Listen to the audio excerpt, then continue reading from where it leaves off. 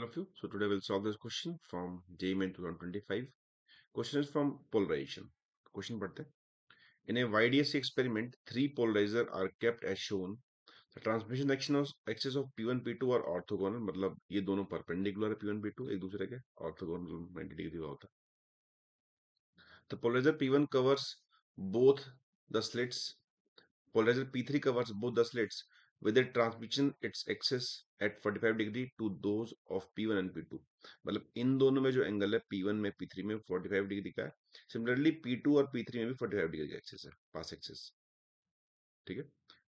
An unpolarized light of wavelength lambda and intensity I naught is incident at P1 and P2. तो इन दोनों पे यहां से light strike कर रही है जिसकी इंटेंसिटी I naught है. The intensity of light after P3 where the path difference between the light waves is from S1 S2 is lambda by 3. तो हमको जब लाइट रे जब यहां से बाहर निकलेगी दोनों जगहों से, तो जहां वो मिलेगी उस पॉइंट पे पाथ डिफरेंस गिवन है लैम्डा बाय 3. तो हमको यहाँ पे लाइट की इंटेंसिटी निकालनी है. ठीक है. पहली बात तो है कि जब कोई अनपोलराइज लाइट पास होती है किसी भी पोलराइजर से, अगर ये एक पोलराइजर है और ये एक अनपोलराइज लाइट है, तो वो पोलराइजर क्या करता है, उसको पोलराइज कर देता है और उसकी इंटेंसिटी को हाफ कर देता है हमेशा. ये आपको पता होना चाहिए. इंटेंसिटी को आधा करके लाइट को पोलराइज कर देता है. तो वही काम करेगा ये P1 और वही काम करेगा ये P2 इस लाइट के लिए. तो यहाँ जो लाइट पहुंचेगी दैट इज यहाँ होगी I नॉट बाय 2, फिर यहाँ भी होगी I नॉट बाय 2. अब लाइट पोलराइज हो चुकी है. अब इन दोनों में एंगल जो है 45 डिग्री का है. अब एक रूल ये होता है कि अगर कोई पोलराइज लाइट पहुंच रही है किसी के पास और इन दोनों में जो एंगल है वो थीटा है कुछ, तो इंटेंसिटी जो वो ट्रांसफर करता है आगे वो होती है I transferred is equal to जितना उस पर स्ट्राइक कर रही है I naught by two into cos square theta जो भी एंगल है जो यहाँ पे हमें गिवन है 45. ये लॉ ऑफ मैलुस है, पता होना चाहिए आप लोगों को. तो जो ये ट्रांसमिट करेगा आगे वो कर देगा आई नॉट बाय 4.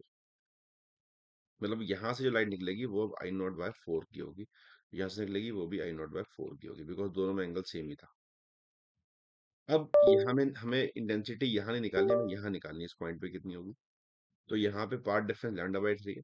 तो फॉर्मूला इंटेंसिटी का होता है नेट निकालने का जब इंटरफेरेंस होता है I1 square plus I2 square plus 2 sorry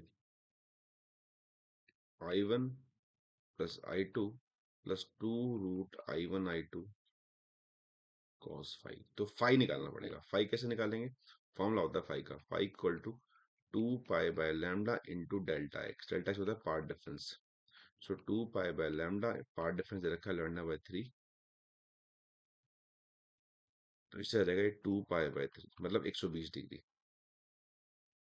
put कर लेते हैं वैल्यूज. I1 है I नॉट बाय 4, ये भी है I नॉट बाय 4 प्लस 2, ये भी है I नॉट बाय 4 और ये भी है I नॉट बाय 4 और ये कॉस 120 डिग्री. कॉस 120 डिग्री होता ही हो जाएगा 2 I nought by 4 plus I nought by 4 plus 2 I nought by 4 into cos 120 होता है -1/2. इससे कट जाएगा. इस नेगेटिव होने की वजह से ये I नॉट बाय 4 इससे काट देगा, तो ये बचेगा नेट I नॉट बाय 4. तो नेट इंटेंसिटी जो इस पॉइंट पे होगी जहां पार्ट डिफरेंस ये है वो होगी I नॉट बाय 4. हम अगर ऑप्शन चेक करें, ऑप्शन इसका ऑप्शन नंबर 2 इसका करेक्ट ऑप्शन है. तो इस तरह से हम कोई भी सवाल कर सकते हैं पोलराइजेशन का. This is all about this question. Video पे कमेंट जरूर करें. Thanks for watching.